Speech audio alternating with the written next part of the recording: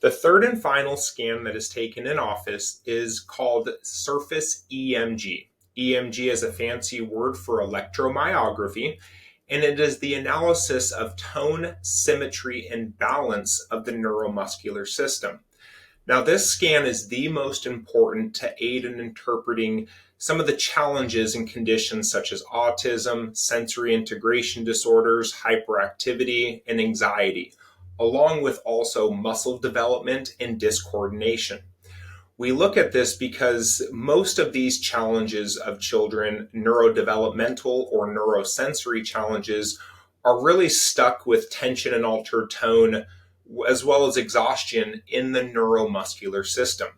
Now, historically, practices like PT, OT, speech therapy are attempting to re educate and reteach the body. However, in chiropractic, our focus is to allow the brain and body to communicate better so that it can better handle what is taught to it in its environment. Within the EMG scan, we're looking for imbalances. We're understanding where tone is struggling and where there's asymmetry in its behavior to understand differences in how the body regulates emotions, behavior, learning, or memory. Now, a normal EMG scan will be shown here on the left. And what is observed is narrowing at the top, widening at the bottom, and narrowing down at the bottom. We want to see this crescendo-like effect. That is very much like a vase-like expression. When we look at that, that is one of the importances of postural integrity, is that muscles and tissues that support the neuromuscular system are designed to keep the body in an altered performance. Now, when we look at this particular example, we're first going to focus on amplitude. Now, amplitude is energy and synonymous with tone. When we look at asymmetrical tone, like seen on this graph, red is showing significant alterations in tone, which means that the energy of this individual is extremely high. High energy is very common for a child who's having neurological challenges where that sympathetic nervous system is stuck, meaning the gas pedal is in its dominant state. This is going to lead to challenges with hyperactivity, impulsivity, anxiety, difficulty with sleeping, a lot of the body's basic performances that are going to be affected. Now, when you see different colors on this scan, red is significant, blue is moderate, green is mild, and these are areas to show where tone is different. So the overall energy and tone, think of it really as the density of a material. Low density would be very soft, high density would be very hard. When the neuromuscular system lacks those particular performances, it creates a large amount of dysregulation in the neuromuscular system, which causes complications in how the brain and body communicate together. Now, when we look at the next scan here, this is just a separate interpretation with the data that our instrument uses, and this is looking at symmetry. Now, the neuromuscular system should be symmetrical when we look at things from one side to the other side. In this example here, you'll see some percentages, and that shows the percentage of difference in symmetry. When you see the body pulling it to the left, pulling it to the right, it's almost like a tug of war. And in that tug of war, it really challenges people with coordination, challenges with focus, reading comprehension, communication, because when that neuromuscular system is required to keep us in an upright position, if the body's constantly struggling with the symmetry, it's very difficult for that brain and body to be in a comfortable level.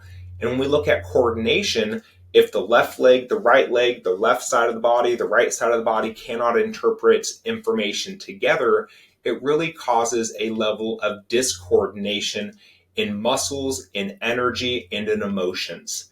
Now, when we take the amplitude and symmetry and put them together, we get this pattern scale.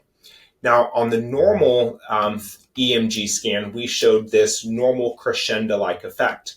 So think of that effect here shown in yellow. This is within normal limits. Narrow at the top, wider at the middle body, lower down at the lower spine. Now, when we look at this example, your child's scans will be shown here in black. Now, the black will show the difference in amplitude and symmetry, but within a line pattern. So when we look at this, you can see how asymmetrical the body is. It's literally a tug of war with challenges with the brain and body communication. Secondly, it shows energy. Now, think of energy as amplitude, which is tone and energy. When that area is high energy down here, low energy here, high energy here, it creates a lot of disturbances in how the brain communicates with not just the neuromuscular system, but also other neurodevelopmental challenges. Now, the middle number here is pattern, and pattern is synonymous with efficiency. Now, when the body has a high level or moderate level, of efficiency, that shows that the body is having challenges in its conductance. So the body should be at a normal energy, ideally around 150. The overall pattern, which is synonymous with efficiency, should be at 100%. If your child's scans are showing less than 100%, it shows that that neuromuscular system is going to be taking energy from other systems in order to keep that person in an upright position. The last one is symmetry, showing the analysis of left side to right side. And again, if the body is asymmetrical, it's going to struggle with basic performances because the body cannot move in sync with one another. Now, for some children, that's going to affect their emotions. Others, it's going to affect their muscle coordination or tone. So within these scans, it helps us to interpret the unique observation of your child's imbalances within health. And one of the biggest parts of these scans is it helps us to get to the root cause of why the nervous system is not performing at its proper function.